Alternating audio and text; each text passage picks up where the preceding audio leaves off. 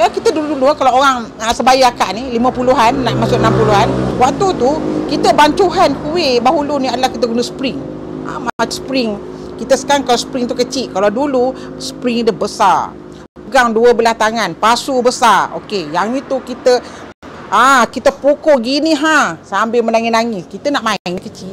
Mak kata okey kau pukul sampai kembang sampai habis satu pasu. Tadi kita ni alamak ada dari situ, daripada nak tak nak okey, buat lama-lama kita jadi biasa. Kita biasa daripada menangis tadi, okeylah naklah, jadi kita minat.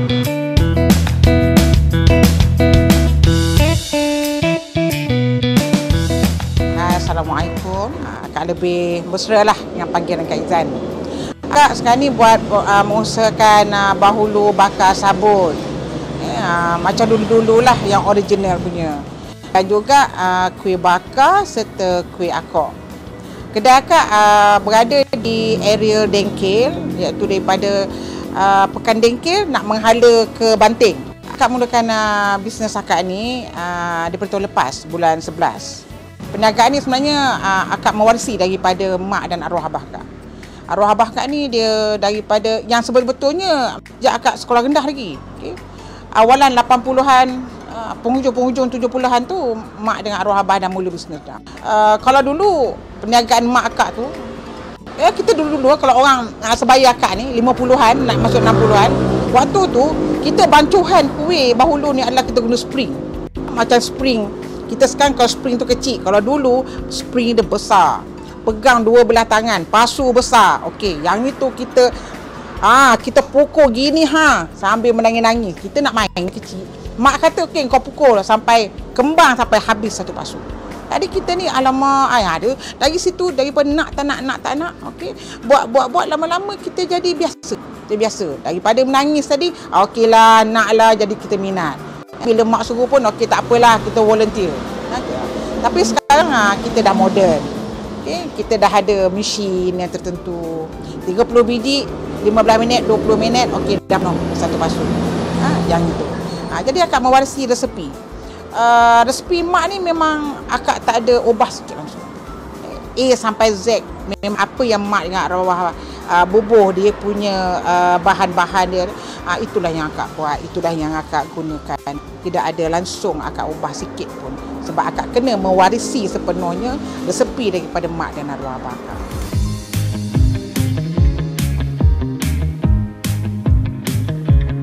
Ingredient dalam ni adalah telur, gula, and then tepung. Tepung kita akan masak kemudian. Okay? Tu hanya ada gula dengan telur. Kemudian akak akan masukkan esen rose. Esen rose ni sebenarnya adalah untuk kita nak matikan hanya telur tu. Dulu akak dah try esen vanila. Okay?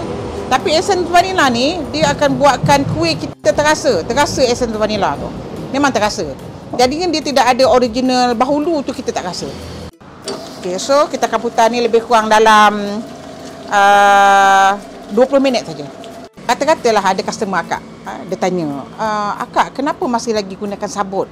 Sedangkan majoriti sekarang ini menggunakan oven. Okay? Kata-kata gunakan oven. Akak kata betul, akak akui. Akak dalam zaman sekarang ini perlu kekalkan semula tradisional kuih-kuih kita yang ada, supaya anak-anak cucu kita nanti dia mengenali kuih-kuih tradisional ni dan cara mana dimasak secara tradisional. Kuih bahulu dia tak boleh lari lah, tetap bahulu juga. Cuma kelainan dia adalah dia ada satu aroma asap. Okay, aroma asap sabut tu. Kalau orang datang cari, okay, dia akan tahu.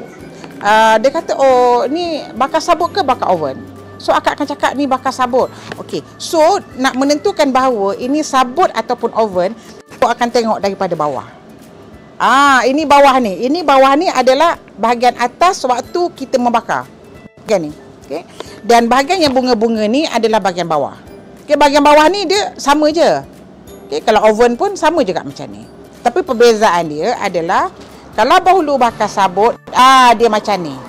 Dia ada yang hangus sikit, dia ada yang cantik, dia ada yang coklat-coklat sikit. Dan orang yang nak cari bahulu bakar sabut, tengok dia bahagian bawah. Orang tak boleh tipu. Kalau dia bakar oven, kuih dia memang cantik. Dia tidak ada macam ni. Kalau bahulu bakar sabut, kayu arang ke, memang dia macam ni.